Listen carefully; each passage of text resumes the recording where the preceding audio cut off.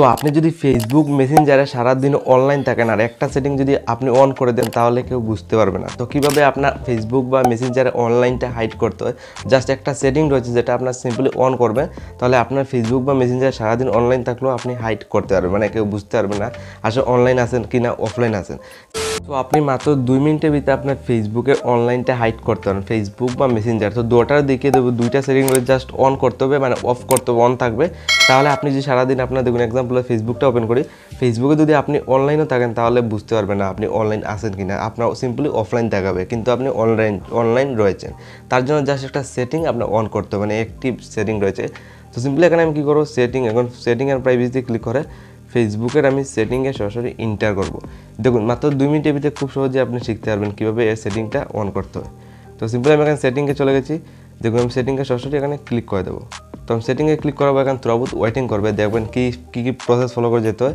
তাহলে আপনি এই প্রসেস ফলো করে গেলে আপনার ফেসবুকের অনলাইনটা হাইড। তারপর আপনার সামনে এই টাইপের একটা ইজিলি ইন্টারফেস খুলে আসবে। সেটিংয়ে আপনি ফেসবুকের সেটিংয়ে চলে যাবেন। তো ফেসবুকের সেটিংয়ে আসার পর আপনি সিম্পলি নিচের দিকে স্ক্রল ডাউন করে যাবেন।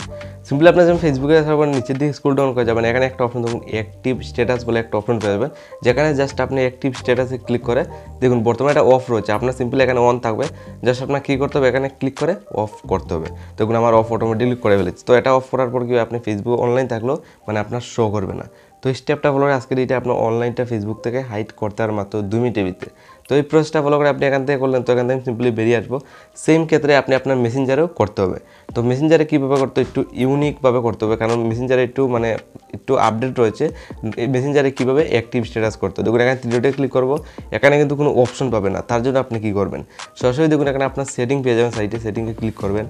তো সেটিংয়ে ক্লিক করে এইটি বেশি, তো দেখুন অ্যাক্টিভ স্ট্যাটাস বলে 2 নম্বর অপশন রয়েছে, তো এটা অফ রয়েছে। এটা সিম্পলি আপনি এটা অন থাকবে, সিম্পলি এটা এরকম ক্লিক করে অফ, দেখুন এখানে অফে ক্লিক করবো, অফ হয়ে যাবে। সিম্পলি এই স্টেপটা ফলো করে আপনার ফেসবুক বা মেসেঞ্জারে অ্যাক্টিভ স্ট্যাটাসটা অফ করতে পারবে।